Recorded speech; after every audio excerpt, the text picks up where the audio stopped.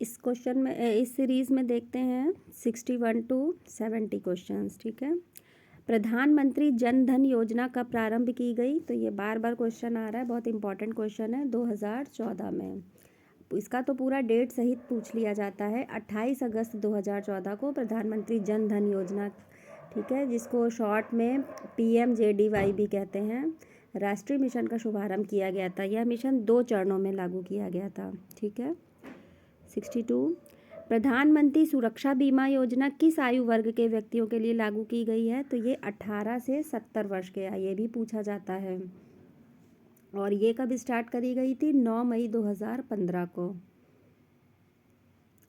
सभी अनुसूचित वाणिज्य बैंकों को अपने ऋण का कितने प्रतिशत प्राथमिकता प्राप्त क्षेत्रों पर यानी प्रायोरिटी सेक्टर को प्रदान करना अनिवार्य होता है? तो 40% अनिवार्य होता है। ठीक है, जिनमें डिस्क्रिप्शन की ज़रूरत लगेगी उन्हीं में ही बताऊंगी। डिफ्रेंशिएटेड बैंकिंग सिस्टम, विभेदीकरण बैंकिंग प्रणाली का विचार किस समिति के द्वारा दिया गया था? तो ये जो है नचिकेत मोड़ समिति के द्वारा दिया गया था। ठीक है,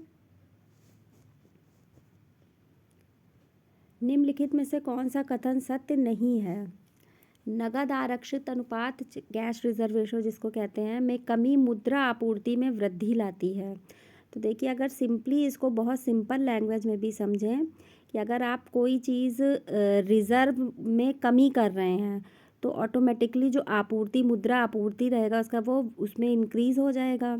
अगर रिज़र्व बढ़ा देंगे, रिज़र्व ज़्यादा रिज़र्व करके रखेंगे तो आपूर्ति में कमी हो जाएगी। सिंपल सी लैंग्वेज में समझिए तो ये बिल्कुल सही लिखा है कि CRR में कमी मुद्रा आपूर्ति में वृद्धि लाती है। सही है। रेपो रेट में वृद्धि मुद्रा आपूर्ति में कमी लाती है। तो सबसे पहले हमको रेपो रेट और रिवर्स रेपो रेट पता होना चाहिए। तो रेपो रेट क्या होता है? ये वो रेट होता है जिस पे रिज़र्व बैंक जो है वो बैंकों को अल्पकालीन के लिए, शॉर्ट टर्म के लिए लोन देती है। ठीक है। और रिवर्स रेपो रेट उल्टा होता है कि जिस पे बैंक अपने रिज़र्व बैंक में अपना धन रखते हैं। ठीक है। तो रेपो रेट में वृद्धि जो है, अगर रिज़र्व बैंक रेपो रेट में वृद्धि करते हैं तो मुद्रा आपूर्ति में कमी आ जाएगी कि बैंक को ज़्यादा जो है रेट देना पड़ेगा, तो मुद्रा आपूर्ति ऑटोमेटिक कम हो जाएगी। फिर है बैंक दर में कमी मुद्रा आपूर्ति में वृद्धि लाती है। तो देखिए, अगर किसी चीज़ का बैंक रेट जब गिर जाते हैं, अगर हम इंटरेस्ट आपसे कम लिया जाए तो आप लोग ज़्यादा जो है चीज़ें खरीदेंगे तो मुद्रा आपूर्ति जो है उसमें वृद्धि इंक्रीज़ होगा। ठीक है, मार्केट बढ़ेगा। तो ये भी सही है। तो इसमें C वाला ही गलत है। रिवर्स रेपो रेट में वृद्धि मुद्रा आपूर्ति में वृद्धि लाती है, ये गलत लिखा है कि रिवर्स, इसमें होना चाहिए रिवर्स रेपो रेट में कमी मुद्रा आपूर्ति में वृद्धि लाती है। ठीक है। सिंपल अगर लैंग्वेज में देखें कि जो रिवर्स रेपो रेट है वो मुद्रा आपूर्ति में वृद्धि लाएगी ना। अगर जो है रिज़र्व बैंक उनको पैसा में वृद्धि करेंगे तो फिर उनकी आपूर्ति में वृद्धि कैसे होगी? ठीक है। 66, क्षेत्रीय ग्रामीण बैंक में सर्वाधिक हिस्सेदारी किसकी होती है? तो ये जो है केंद्र सरकार। ठीक है, क्षेत्रीय सर्वाधिक हिस्सेदारी जो है वो केंद्र सरकार की होती है।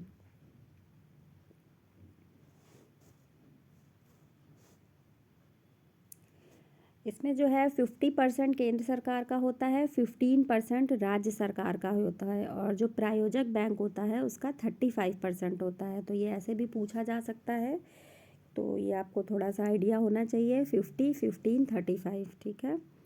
तो इनमें इंक्रीज उसमें लगाने को भी आ सकता है कि ज़्यादा से कम या कम से ज़्यादा की तरफ लगाएं। तो सबसे ज़्यादा जो है सेंट्रल गवर्नमेंट की होती है, फिर प्रायोजक बैंक की होती है, फिर राज्य सरकार की होती है। ठीक है। सिडबी, ठीक है, small industrial development bank of India जिसको कहते हैं, का मुख्यालय कहाँ स्थित है? तो ये पता होना चाहिए। इसका मुख्यालय जो है ये लखनऊ में स्थित है। ठीक है।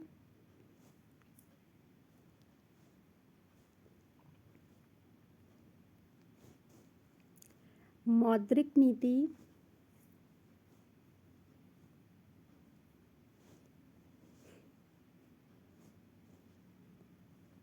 मौद्रिक नीति समिति, मॉनेटरी पॉलिसी कमेटी का अध्यक्ष कौन होता है?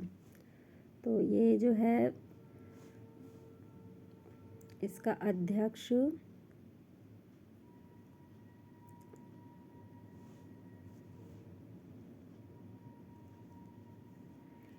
इसका गवर्नर ही होते हैं, भारतीय रिजर्व बैंक के गवर्नर होते हैं इसके अध्यक्ष, ठीक है। मॉनेटरी पॉलिसी, फिस्कल पॉलिसी कल मैंने बताया था। मॉनेटरी पॉलिसी आरबीआई के द्वारा लगाई जाती है, फिस्कल पॉलिसीज़ जो है वो वित्त मंत्रालय, फाइनेंस मिनिस्ट्री के द्वारा। वित्तीय समावेशन सूचकांक एफआईआई किसके द्वारा जारी किया जाता है? फाइनेंशियल इंक्लूजन इंडेक्स, इसको इंग्लिश में भी याद कर लीजिए। तो ये जो है रिजर्व बैंक के द्वारा ही जारी किया जाता है, ठीक है।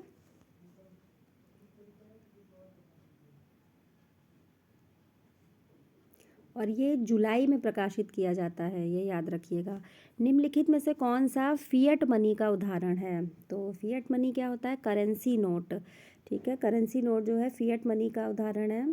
फिएट मनी होता क्या है? ये सरकार द्वारा जारी एक मुद्रा है, इसका अपना कोई मूल्य नहीं है, लेकिन मूल्य सरकारी नियमों से लिया गया है।